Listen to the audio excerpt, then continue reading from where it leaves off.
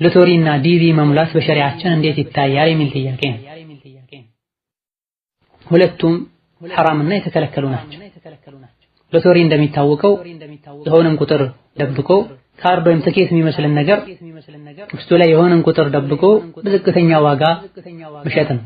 የተፈለገው ቁጥር የሆነ ሰው ጋር ሲደርስ ከሁሉም የተሰበሰበውን ገንዘብ ለአንዱ ወስዶ ማሳቀፍ፣ ለአንዱ ወስዶ ማደን፣ ይሄ ቁማር ነው፣ የተከለከለ ነው።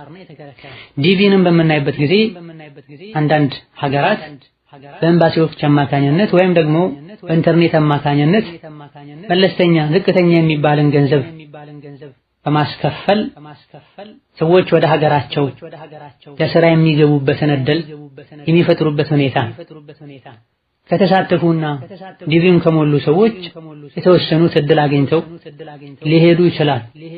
ይሄም የቁማር አይነት በርካታ ሰዎች ይሄን እድል ለማግኘት ብለው ሲሞሉ የሚሰበስቡት ገንዘብ ይኖራል።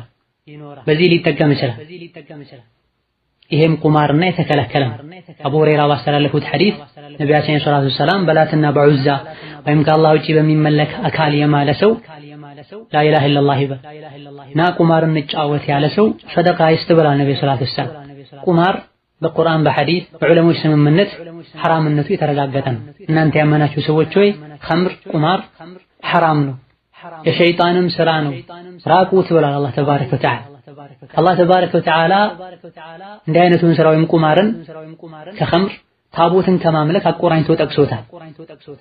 የሆነ ጥቅም ቢኖርበትም ጥፋቱና ወንጀሉ ላይ የሚዋጥ እዚህ ግባ የማይባል በመሆኑም ሎተሪም ይሁን ዲቪም ይሁን የትኛውም መልኩ የተከለከለ። በዚህ መልኩ የተገኘ ገንዘብም ሐላል አይደለም። ዲቪውን የሞሉት ሎተሪውን ያገኙት ገንዘብ ከፍሎም ይሁን ያለ ገንዘብ የሚገኙበት አጋጣሚ ተገኝቶ ይሁን መጠቀሙ የተከለከለ። ለዚህ እድል ሰዎች የተጠቀሙት ገንዘብ የሐራም ገንዘብ ነው። በሐራም የተገኘን ገንዘብ ሰው እንካ ብሎ ስጦታ ቢሰጠን መጠቀም እንደማይቻለው ይሄም ይከለከል።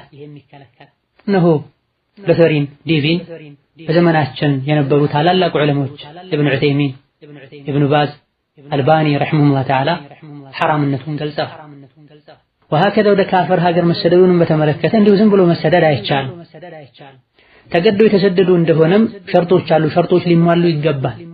በቂ የዲን ዕውቀት ሊኖረው ይገባል።